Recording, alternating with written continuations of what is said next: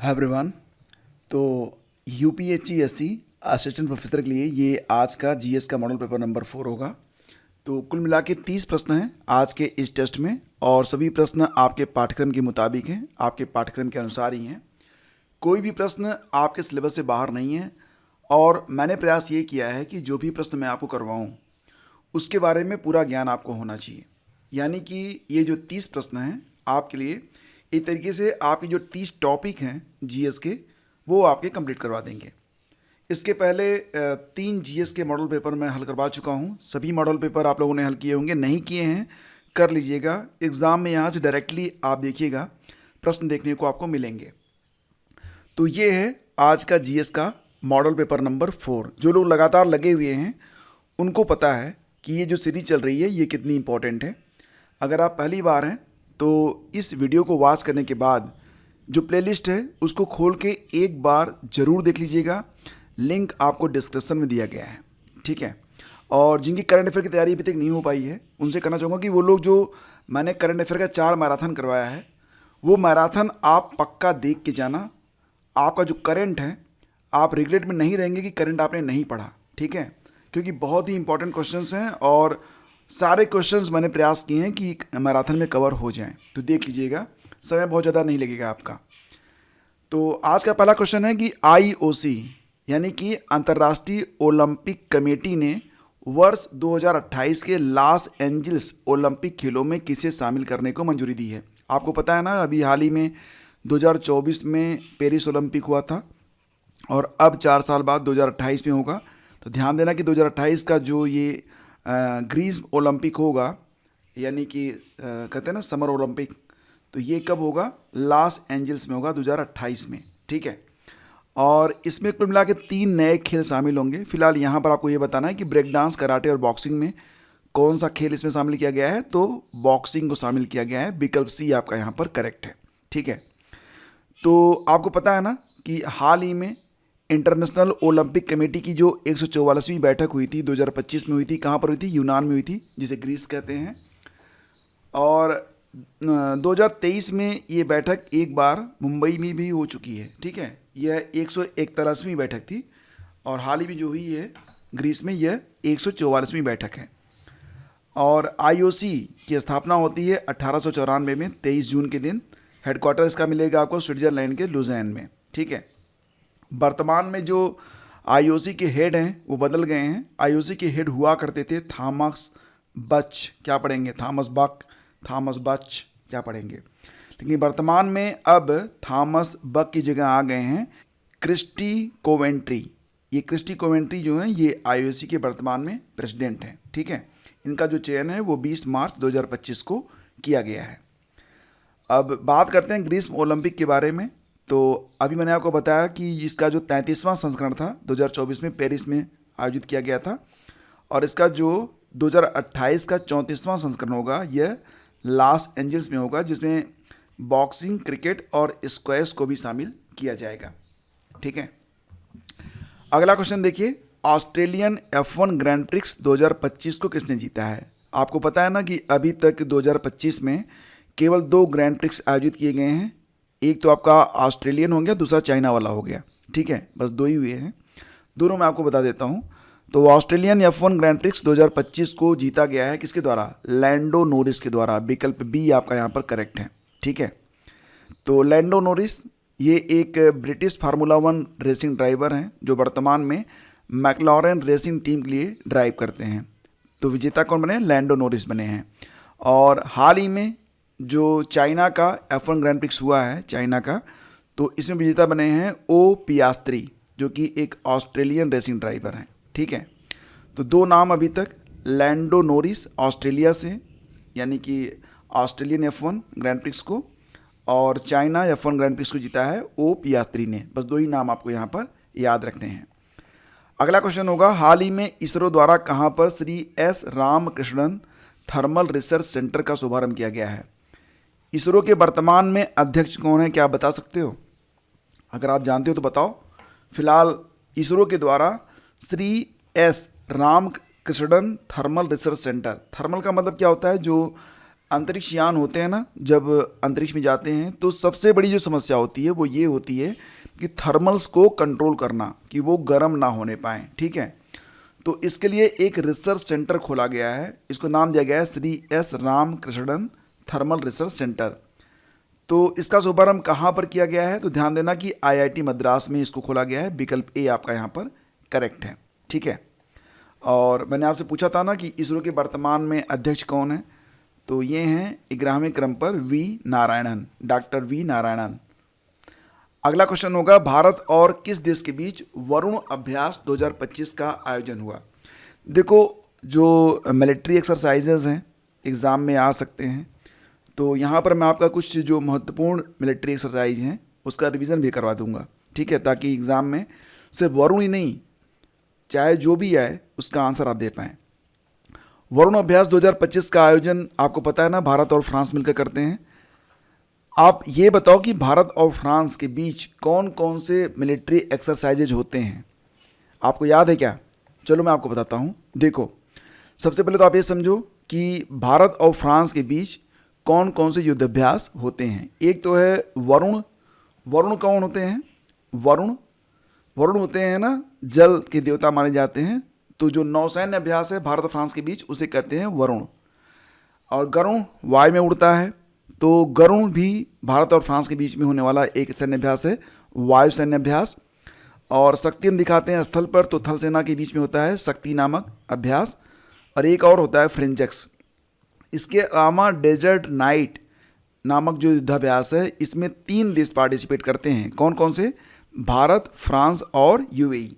ला Perez युद्धाभ्यास, बहुत ध्यान से देख लेना इसको, बहुत इंपॉर्टेंट है ला पेरेस युद्धाभ्यास। इसका जो आयोजक है वो फ्रांस है, ठीक है। ला पेरोस का आयोजक कौन है? फ्रांस है। लेकिन यह एक बहुपक्षीय अभ्यास है जिसमें भारत ने भी पार्टिसिपेट किया हुआ है। तो ला पेरोस युद्धाभ्यास बाई फ्रांस, इसका आयोजन स्थल रहा मलक्का, सुंडा, लोम्बोक, जलडमरू, मध्य। इसके अलावा मैंने आपको बताया था कि एक्वेरियन नामक जो अभ्यास होता है भारत और मालदीव मिलकर करते हैं। हाल ही में जो इसका लेटेस्ट वाला अभ्यास हुआ 2025 में, ये कहाँ पर किया गया था? मालदीव में किया गया। साइक्लोन नामक जो युद्धाभ्यास है भारत और मिस्र के बीच में होता है। हाल ही में इसका आयोजन राजस्थान में किया गया था। खंजर नामक युद्धाभ्यास भारत और किर्गिस्तान मिलकर करते हैं, और ये हाल ही में किर्गिस्तान के बिश्केक में हुआ। डेजर्ट हंट नामक जो एक्सरसाइज है, इसको इंडियन एयरफोर्स द्वारा किया गया था। कहाँ पर? जोधपुर, राजस्थान में। सी ड्रैगन 2025 का जो आयोजन है, यह अमेरिका के द्वारा किया गया था। यह एक बहुपक्षीय अभ्यास है और इसका आयोजन गुआम तट पर किया गया था। सी ड्रैगन 2025 एग्जैक्टली, ये जो सी ड्रैगन 2025 नामक युद्धाभ्यास है, यह लगभग चीन की रणनीतियों के खिलाफ अमेरिका का यह एक आयोजन होता है। सागर कवच नामक जो युद्धाभ्यास है, इसे इंडियन कोस्टल गार्ड के द्वारा आयोजित किया गया था। कहाँ पर? वेस्ट बंगाल में, ठीक है। तो ये सारे जो युद्धाभ्यास हैं सारे इंपॉर्टेंट हैं, तो मुझे लगा कि सारे आपको बताने चाहिए, ठीक है। इसके बाद आगे बढ़ते हैं। भारत में पहला यूनेस्को सिटी ऑफ लिटरेचर किसे घोषित किया गया है? किस शहर को यूनेस्को द्वारा सिटी ऑफ लिटरेचर घोषित किया गया है? बहुत ही अच्छा और बहुत ही इंपॉर्टेंट क्वेश्चन है ये, तो ध्यान देना। इसका उत्तर बनेगा कोझिकोड। कोझिकोड किस प्रदेश में स्थित है? कोझिकोड किस प्रदेश में स्थित है बताओ? तो देखो, केरल का शहर है ये कोझिकोड, और ये भारत का पहला शहर बना गया है जिसके द्वारा, यानी कि जिसको यूनेस्को द्वारा साहित्य का शहर सिटी ऑफ लिटरेचर घोषित किया गया है, जो UNESCO creative cities network ICCN की साहित्य श्रेणी में शामिल है। अगला क्वेश्चन है, हाल ही में लियो द अनटोल्ड स्टोरी किताब किसने लिखी है? कुछ महत्वपूर्ण किताबें भी मैं आपको बताऊंगा, भले ये बताओ कि लियो द अनटोल्ड स्टोरी किताब किसके द्वारा लिखी गई है? PS रमन, नमिता गोखले, अरुण शौरी, पंकज मिश्रा। सही जवाब है PS रमन। विकल्प ए आपका यहाँ पर करेक्ट है। अब यहाँ पर मैं आपको टॉप 10 बुक्स बताता हूँ जो कि बहुत ही इंपॉर्टेंट है आपके लिए, जैसे कि bring it on, the incredible story of my life. ये जो किताब है, मुझे लगता है ना कि एग्ज़ाम में हो सकता है पूछ लिया जाए इसे। यह दीपा मलिक की किताब है, ठीक है।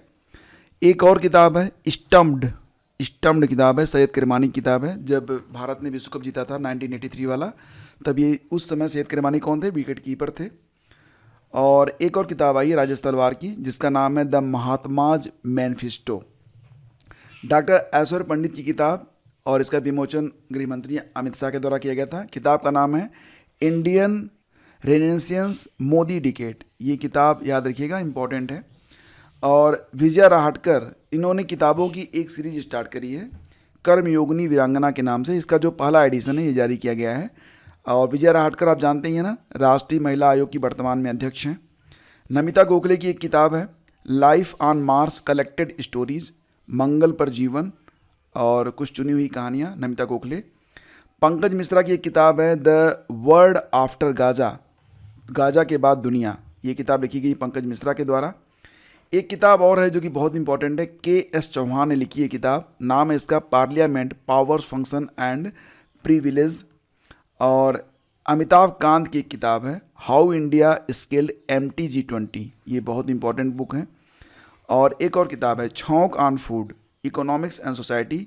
ये किताब कौन लिखा है? ये किताब लिखा गया है अभिजीत बनर्जी के द्वारा। और अभिजीत बनर्जी आपको याद होगा कि 2019 का इनको अर्थशास्त्र का नोबेल भी दिया गया था। एशियन फिल्म अवार्ड 2025 में सर्वश्रेष्ठ फिल्म कौन सी चुनी गई है? एशियन फिल्म अवार्ड 2025 में बेस्ट फिल्म चुनी गई है all we imagine as light. क्या आप बता सकते हो कि all we imagine as light जो मूवी है ये किस भाषा की मूवी है? तो देखो दोस्तों, याद रखना यह है मलयालम भाषा की मूवी है। और इसकी जो डायरेक्टर हैं उनका नाम है पायल कपाड़िया। क्या नाम है? Payal Kapadia. Asian film award में जो बेस्ट फिल्म चुनी गई है वो all we imagine as light है। इसकी डायरेक्टर कौन है? पायल कपाड़िया हैं। अभी मैंने आपको बताया था ना बाफ्टा का और ऑस्कर अवार्ड के बारे में मैंने आपको पढ़ाया था पिछली सीरीज में। एक बार आइए इसका रिवीजन कर लेते हैं। जैसे कि बाफ्टा के बारे में बात करते हैं तो बाफ्टा का ये जो संस्करण था BAFTA, तो ये इसका 78 नंबर का संस्करण था 2025 में। और इसका आयोजन लंदन में किया गया था। बेस्ट फिल्म चुनी गई थी कॉन्क्लेव।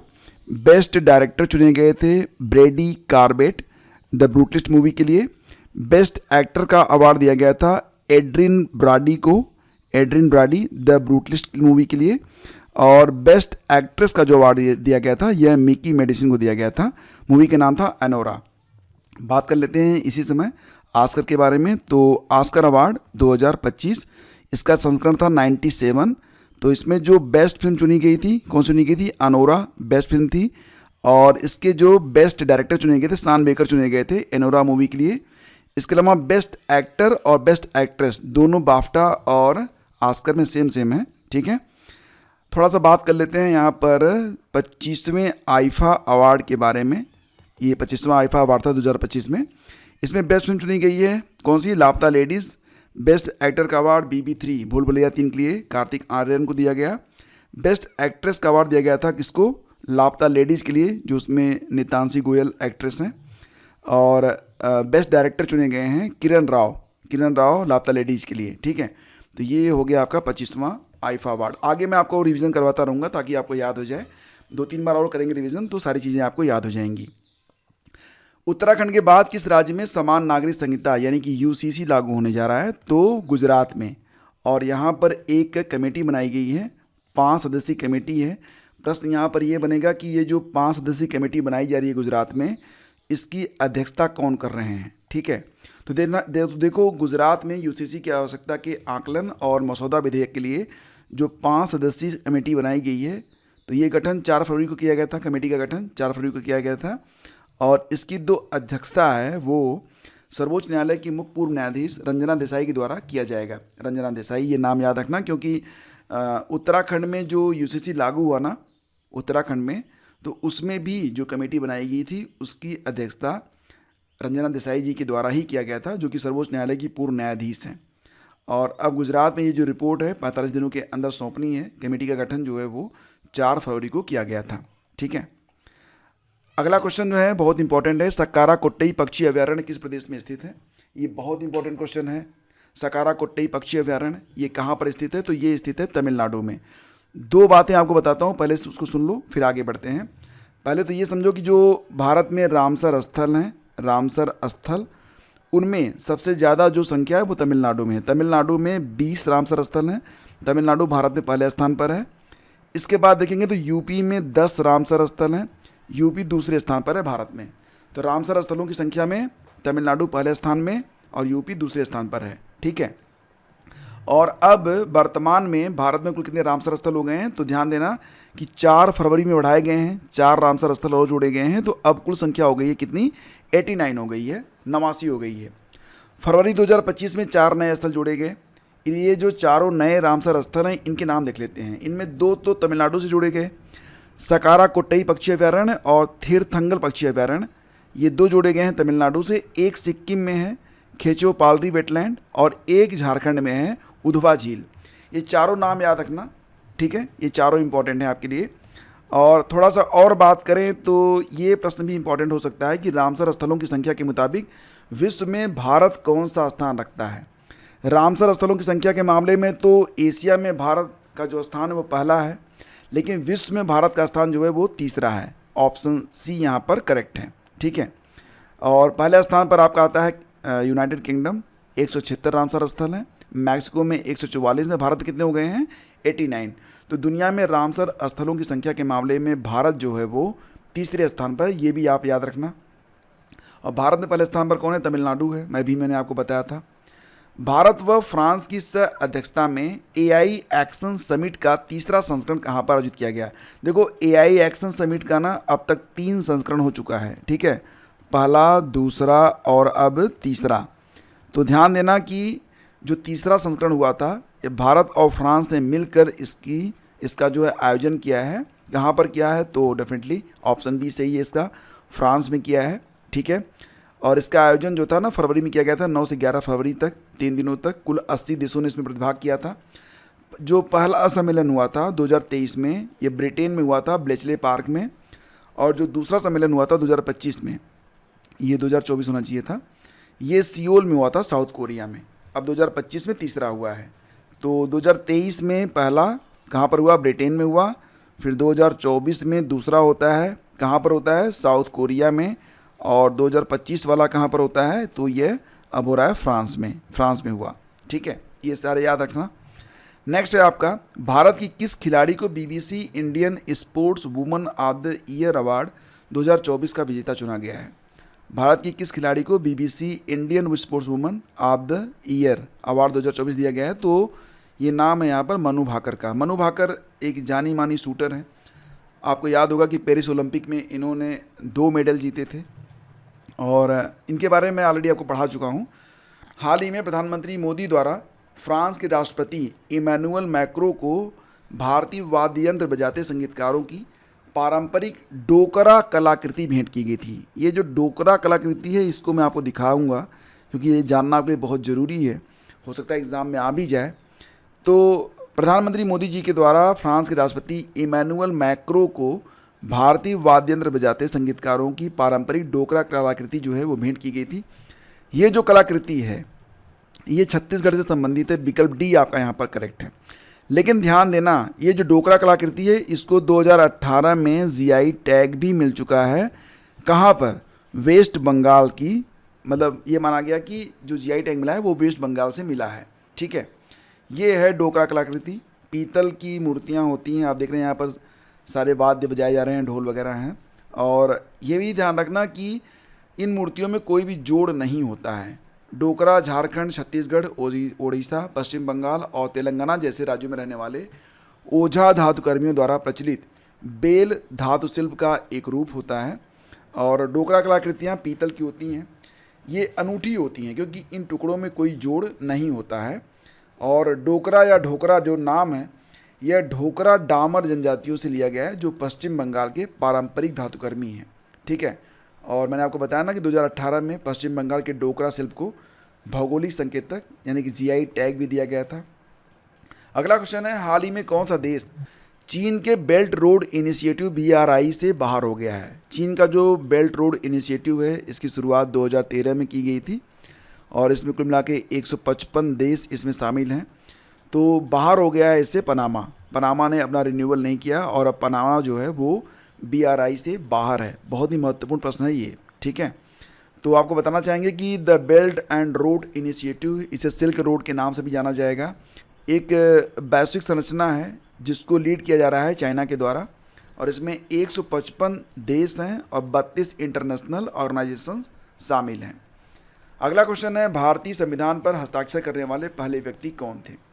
फिलहाल अगर मैं आपको दिखाऊं तो ये जो हस्ताक्षर हुआ है, सबसे पहले आप देखेंगे सबसे ऊपर राजेंद्र प्रसाद जी का हस्ताक्षर दिखेगा, उसके नीचे जवाहरलाल नेहरू का दिखेगा।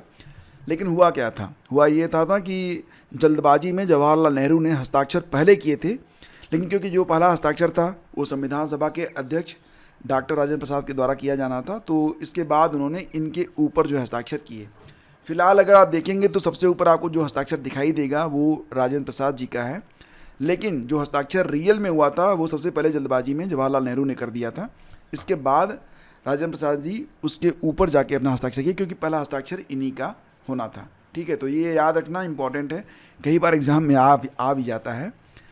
मौलिक अधिकारों के तहत किस अनुच्छेद के अंतर्गत शोषण के विरुद्ध अधिकार का वर्णन किया गया है, ये इंपॉर्टेंट है, मैं आपको इसके बारे में डिटेल में बताऊंगा। तो मौलिक अधिकारों के तहत किस अनुच्छेद के अंतर्गत शोषण के विरुद्ध अधिकार का वर्णन किया गया है? तो देखो, जो शोषण के विरुद्ध अधिकार है ये मिलेंगे आपको अनुच्छेद 23 से 24 तक। विकल्प ए आपका यहाँ पर करेक्ट है। भारतीय संविधान का जो भाग 3 है उसमें अनुच्छेद 12 से 35 तक में मौलिक अधिकारों का वर्णन किया गया है।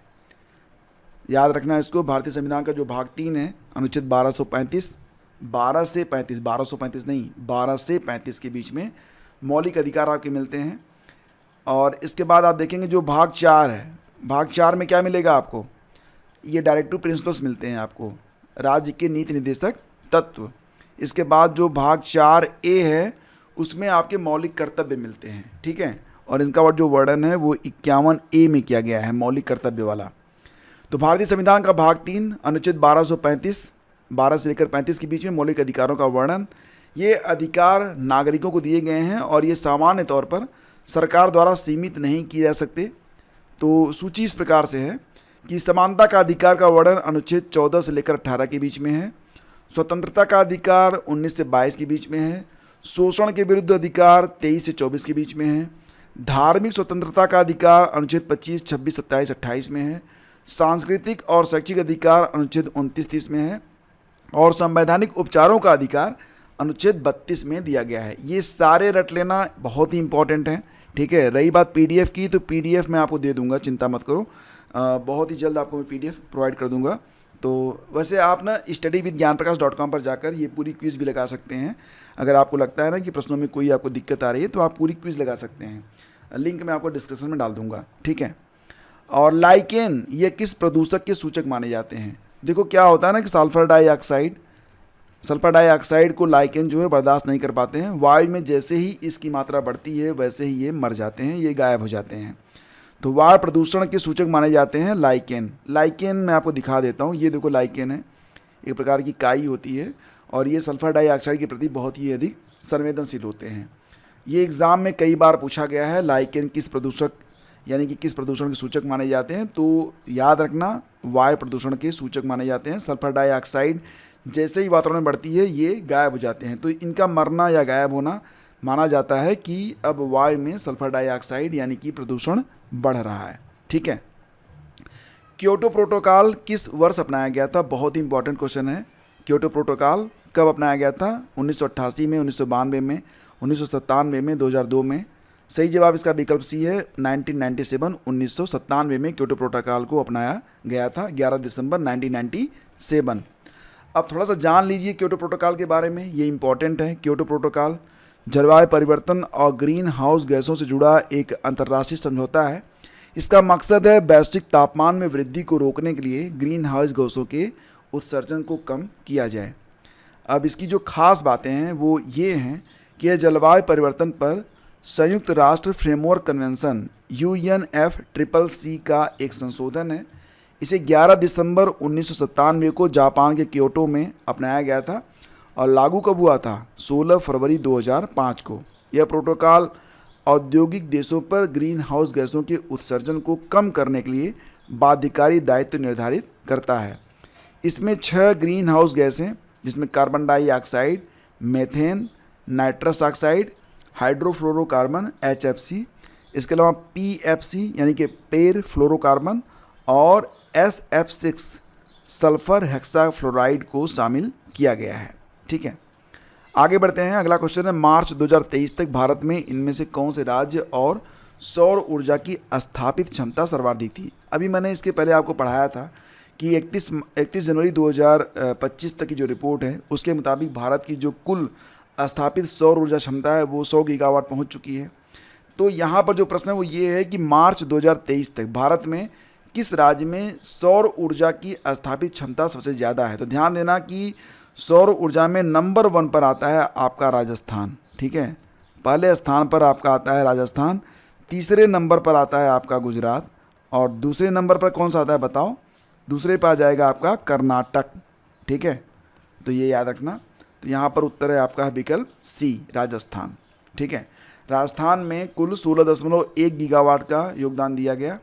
दूसरे स्थान पर कर्नाटक 8.5 गीगावाट के साथ, गुजरात तीसरे स्थान पर है 5.9 गीगावाट के साथ। अगला क्वेश्चन है, दशक 2001 से 2011 तक किस राज्य की जनसंख्या वृद्धि दर सर्वाधिक रही है? आज या कल में मैं आपको जनसंख्या वाला जो पोर्शन है वो कवर करवा दूंगा, लेक्चर हो जाएगा आपका, क्योंकि यहाँ से प्रश्न एग्जाम में आएंगे, जीएस में यह एक आपका टॉपिक है। तो 5-10 मिनट में बस आपका ये पोर्शन तैयार हो जाएगा, आप चिंता बिल्कुल मत करिए। प्रश्न है यहाँ पर कि दशक 2001 से 2011 तक, आपको पता ही ना कि 2011 के बाद जनगणना हुई नहीं है, तो किस राज्य की जनसंख्या वृद्धि दर सर्वाधिक रही थी? तो ये था आपका मेघालय, विकल्प सी आपका था। आपको याद है कितना था? बहुत ज़्यादा था, 27.80%, लगभग 28%, ठीक है। अगला क्वेश्चन है, कौन से चक्रवात ने नवंबर-दिसंबर 2024 में तमिलनाडु के तटीय भाग को प्रभावित किया था? कब? नवंबर-दिसंबर में तमिलनाडु में कौन सा चक्रवात आया था? तो ये आया था आपका कौन सा? फिंगर आया था। ऑप्शन डी आपका करेक्ट है, ठीक है। असना के बारे में भी जान लेते हैं। तो असना एक उष्णकटिबंधीय चक्रवात था, ये गुजरात, राजस्थान, मध्य प्रदेश में आया था। दाना कहाँ पर आया था? दाना आया था पश्चिम बंगाल और उड़ीसा को प्रभावित किया था। जबकि बीपर जो आया था जून 2023 में, ये पश्चिमी भारत और दक्षिणी पाकिस्तान में आया था। तो लोकेशन बेस्ड थोड़ा सा याद रखिए, ठीक है। अगला क्वेश्चन है, वर्ष 2024 में भारत में निम्नलिखित में कौन से परमाणु ऊर्जा केंद्र की स्थापित क्षमता सर्वाधिक थी? 2024 में भारत में जो परमाणु ऊर्जा केंद्र हैं, कौन सा परमाणु ऊर्जा केंद्र है जो सबसे अधिक जो जिसकी क्षमता सबसे ज़्यादा है? काकरापार, कैगा, कलपक्कम या फिर कुडनकुलम? तो सही जवाब इसका विकल्प डी है, कुडनकुलम आपका बिल्कुल करेक्ट है। आपको बता दें कि कुडनकुलम नामक जो ये परियोजना है ये कहाँ पर है? तो ये तमिलनाडु में है। इसमें 2 VVER 1000 दबावयुक्त जल रिएक्टर लगाए गए हैं। इनमें प्रत्येक की जो क्षमता है वो 1000 मेगावाट है। तो 2 लगाए गए हैं तो कुल मिला के कितना हो जाता है यहाँ पर? तब इसकी कुल क्षमता हो जाती है 2000 मेगावाट की, ठीक है, ये याद रखना। अगला क्वेश्चन मोस्ट इंपॉर्टेंट, किस उपनिषद में याज्ञवल्क्य और गार्गी का प्रसिद्ध संवाद मिलता है? बृहदारण्यक उपनिषद, तैत्तरीय उपनिषद, ऐतरेय उपनिषद या फिर प्रश्नोपनिषद? सही जवाब क्या होगा? याज्ञवल्क्य और गार्गी का जो प्रसिद्ध संवाद है ये मिलेगा आपको बृहदारण्यक में, विकल्प ए आपका यहाँ पर बिल्कुल करेक्ट है, ठीक है। अगला क्वेश्चन देखिए, ये आपका ICT पर आधारित प्रश्न होगा। एक मैलवेयर जो एक वैध सॉफ्टवेयर की तरह दिखता है और एक बार जब उपयोगकर्ता को बहलाकर उसे इंस्टॉल करवा देता है तो यह काफ़ी हद तक वायरस या वर्म की तरह काम करता है, इसे क्या कहते हैं? आपको वो एक घोड़ा याद है ना, काठ का घोड़ा, जब आपने पढ़ा था ट्रोजन हॉर्स, तो उसमें क्या हुआ था कि एक घोड़ा बनाया गया था, उसके अंदर सैनिक रख दिए गए थे और उस घोड़े को ले जाके शहर में प्रवेश करा दिया जाता है। रात में सैनिक निकलते हैं, शहर को जीत लेते हैं। यूनान की कहानी है ये। बिल्कुल उसी प्रकार से ये होता है, आपको दिखेगा कुछ और, काम कुछ और करेगा, इसलिए इसको कहते हैं ट्रोजन। तो विकल्प सी आपका यहाँ पर सही है। अगला क्वेश्चन है, भारतीय संविधान के किस अनुच्छेद के अंतर्गत राष्ट्रपति राज्य विशेष के लिए अनुसूचित जनजाति समुदाय के लिए लोक अधिसूचना को जारी करते हैं? ठीक है, तो देखो ये है अनुच्छेद 342 के अंतर्गत राष्ट्रपति जो होते हैं ये राज्य विशेष के लिए अनुसूचित जनजाति समुदायों के लिए लोक अधिसूचना को जारी करते हैं। ये है अनुच्छेद 342 के अंतर्गत। अगला क्वेश्चन है, भारत के राष्ट्रपति पर महाभियोग किस आधार पर लगाया जा सकता है? व्यावसायिक कदाचार, लाभ का व्यवसाय करना, मानसिक अस्थिरता? सही जवाब है, संविधान का उल्लंघन करने पर भारत के राष्ट्रपति पर महाभियोग चलाया जा सकता है। और इस जो महाभियोग होता है ये लोकसभा राज्यसभा किसी में भी शुरू किया जा सकता है। अगला क्वेश्चन है, राष्ट्रीय पृथ्वी विज्ञान अध्ययन केंद्र यानी कि NCESS ये किस राज्य में स्थित है? राष्ट्रीय पृथ्वी विज्ञान अध्ययन केंद्र NCESS ये स्थित है कहाँ पर? केरल में, और केरल ने इसकी स्थापना की थी कब? 1978 में। ठीक है। अगला क्वेश्चन है, किसी भी प्रकार की त्रुटि जैसे कनेक्शन विफलता, डेटा और हानि आदि से उभरने की कंप्यूटर नेटवर्क की जो क्षमता होती है उसको क्या कहते हैं? रेजिलियंस कहते हैं, लचीलापन। विकल्प डी आपका यहाँ पर करेक्ट है। और MS-DOS यानी कि माइक्रोसॉफ्ट डिस्क ऑपरेटिंग सिस्टम किस प्रकार के यूज़र इंटरफेस वाला एक ऑपरेटिंग सिस्टम है? तो ये होता है कमांड आधारित इंटरफेस, यानी कि विकल्प सी आपका यहाँ पर करेक्ट है। ठीक है। अगला क्वेश्चन है, PR सरजेस को अपने करियर में निम्नलिखित में कौन सा पुरस्कार नहीं मिला है? ये अभी MPPCS में प्रश्न आया था। ठीक है। तो PR सरजेस ये एक खिलाड़ी हैं जाने माने, जो कि अब क्या हैं? अब खेलते नहीं हैं। तो ये भारतीय पुरुष हॉकी टीम के पूर्व गोलकीपर थे। ठीक है। तो यहाँ पर इनको द्रोणाचार्य पुरस्कार नहीं मिला है, बाकी सारे पुरस्कार इनको मिल चुके हैं। इनको पद्म भूषण मिला था अभी हाल ही में जनवरी 2025 में, अर्जुन पुरस्कार 2015 में, खेल रत्न से दिया, इनको सम्मानित किया गया था 2021 में। तो ये आपके 30 प्रश्न हो गए। उम्मीद करता हूँ कि आपको काफ़ी कुछ जानने को मिला होगा। आज किन्हीं कारणों से ना आवाज़ थोड़ी सी मतलब गला ख़राब है। ठीक है। तो आवाज़ में थोड़ा सी अनक्लियरिटी रही होगी, उसके लिए सॉरी। लेकिन फिर भी मुझे लगा कि आपको पढ़ा देना चाहिए। आराम करना अच्छी बात नहीं है, क्योंकि आपकी परीक्षाएं बहुत ही निकट हैं। अब आपके लिए मैं एक प्रश्न देने वाला हूं, इसका उत्तर आपको देना है। देखते हैं कितने लोग इसका आंसर कर पाते हैं। हालांकि देखने वाले तो बहुत होते हैं, लेकिन आंसर गिनती के आते हैं। तो प्रश्न है कि किस संविधान संशोधन के द्वारा 6 से 14 वर्ष तक के बच्चों के लिए निःशुल्क एवं अनिवार्य शिक्षा के अधिकार को मौलिक रूप दिया गया है? ये हैं आपके विकल्प: 68वें संविधान संशोधन, 85वें संविधान संशोधन, 86वां संविधान संशोधन, या फिर 87वां संविधान संशोधन। तो फटाफट इसका जो आंसर आप लिखिएगा ज़रूर, क्योंकि एक बार जब आप यहाँ पर लिख देंगे ना, फिर आपको भूलेगा नहीं। और ये सीरीज आपको कैसी लग रही है? आपकी जो भी राय है, अच्छी राय, बुरी राय, आपको ठीक लगा, बहुत अच्छा लगा, ठीक ठाक लगा, काम चलाऊँ लगा, जो भी आपके मन में भावनाएं हों, वो बिल्कुल आप बेहिचक नीचे लिख दीजिएगा। मैं बिल्कुल आपके जो विचार होंगे उनका स्वागत करूंगा, और अगर बदलाव की ज़रूरत पड़ी तो मैं बदलाव भी करूंगा। फिलहाल शेयर, लाइक और सब्सक्राइब सभी लोग चाहते हैं, मैं भी आपसे यही कहना चाहूँगा, क्योंकि ये क्लास बिल्कुल निःशुल्क होती है। तो आप इसकी कीमत यही समझ सकते हैं कि इसे आप शेयर और लाइक कर दिया करें। पहली बार हैं तो सब्सक्राइब कर लिया करें, क्योंकि अभी आपके काफ़ी सारे यहाँ पर टॉपिक जो हैं वो कवर करवाए जाएंगे, वो भी बिल्कुल फ्री में। Have a great day. जय